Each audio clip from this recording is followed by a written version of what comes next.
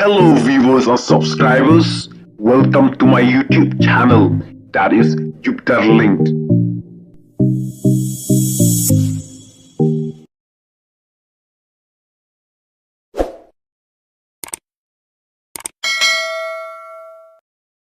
Haka jingkylli belawan ra da MLA ka VPP na Mawryngkneng constituency uba Hivingston Kharpran shiphang ka Springshed development program Ïeng Conrad Sangma shiphang hapo assembly ban jubab yaki jingkylli belawan ra da uba Hivingston Kharpran.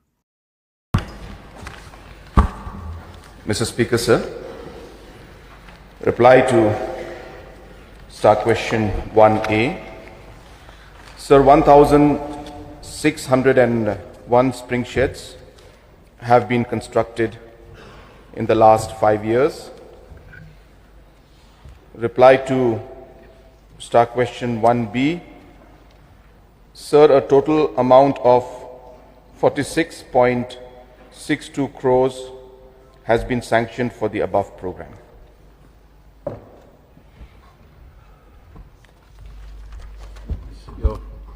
Supplementary question, please.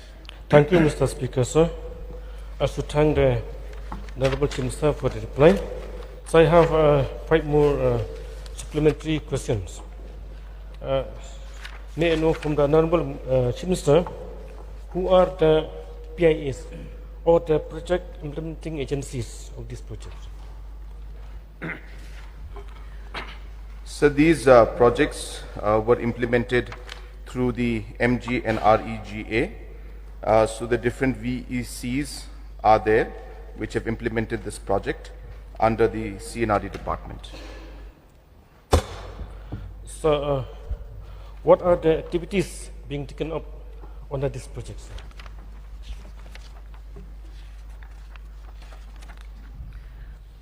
So under these projects, a large number of activities, including plantation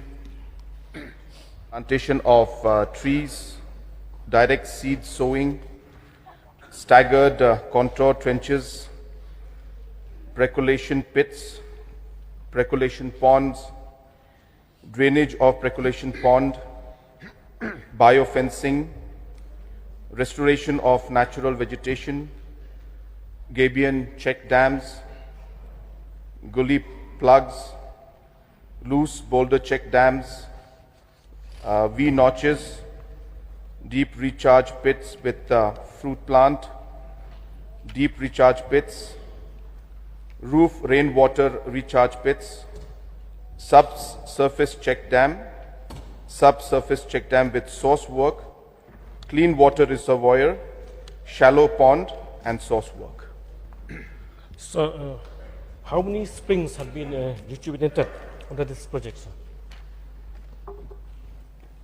So as I mentioned, 1,601 springs have been rejuvenated. So is there any success story on the creation of such a Springshed program, sir?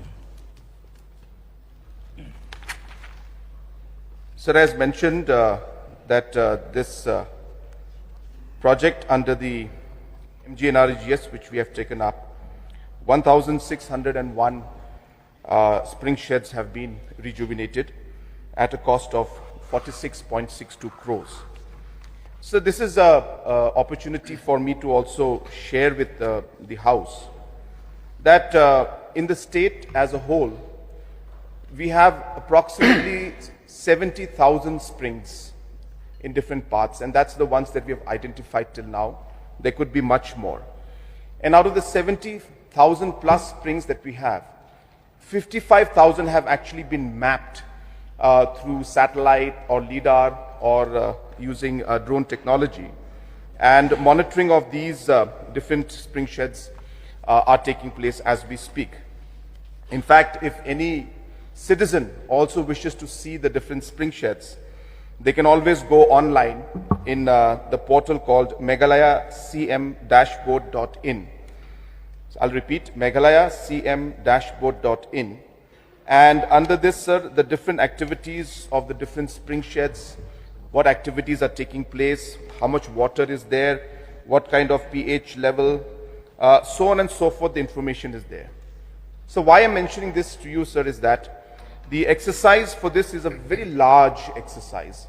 And apart from what we're doing under the MGNREGA, we also have schemes that we are working through MBMA under the ADB, where we have different projects again that we have mapped and we are rejuvenating.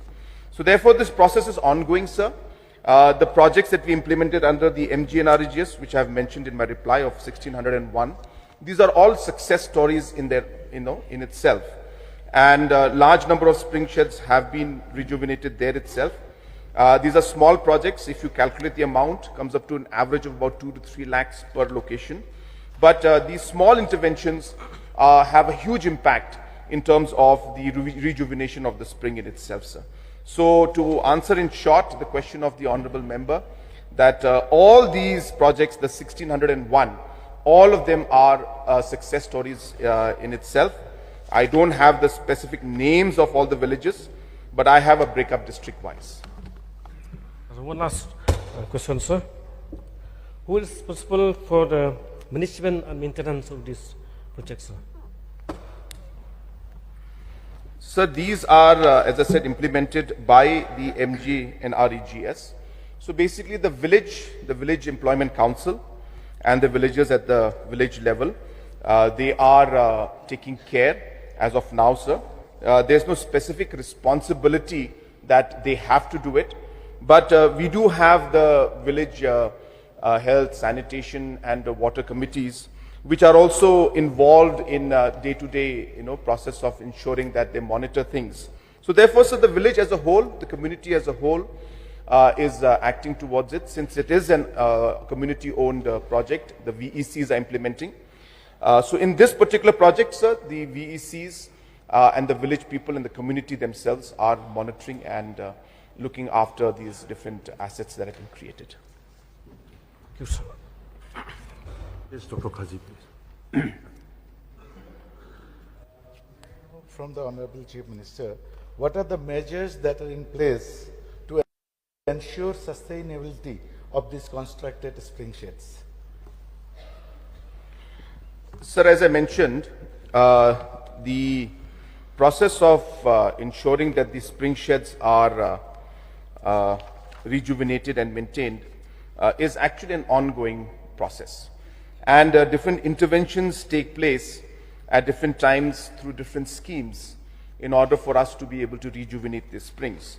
And multiple activities continue. And, sometimes, as I said, we need to increase the vegetation out there. So the plantations that take place, they help.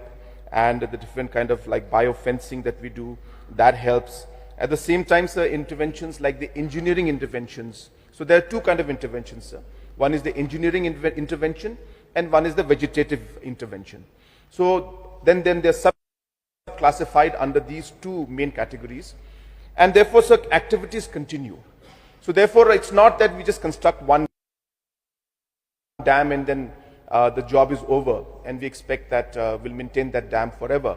It's a continuous process, as I said, vegetative and ensuring plantations take place, and engineering, so that interventions like check dams, gabion walls and others are even put in. So all these kind of different provisions are there, and therefore depending on the particular spring, we have different activities and involvements. So just to share with the House again, that what I have replied right now to the House is the process that takes place under MGNREGS, sir. Now, we also have a scheme, as I said, under the ADB, where there is a project for climate adaptation and community-based water harvesting project. Again, the concept being to rejuvenate springs, and close to about 532 structures in that also will be implemented, and this is almost a $62 million project, and therefore a large amount will be spent on this. And what is important, sir, and I think this is something that people should be aware of about, is that while the interventions take place today, with the availability of technology, especially satellite-based technology and LIDAR-based technology. We are capable of monitoring the different levels in the water springs, and of course we have large number of volunteers. We have almost 13,000 VCFs, the volunteers at the community level, who have been trained to monitor these aspects and inform us time to time, so that we are able to then take the necessary steps. So again, sir, to answer the question in short, there is no specific one measure that we say that we'll just do this to maintain. It's a consolidated effort from all sides. It's a continuous process of intervening at different levels, and depending on the situation that arises, based on the data and information that we receive through these volunteers, through the technology, and through the community, we are able to then take multiple interventions. So it's a effort that is requiring work from all levels and from all angles, and that is why there's no one right answer that this is the only way. You have to understand this is a very broad aspect, and spring rejuvenation is multi-layered, and different activities need to be taken place, and different stakeholders need to participate in it.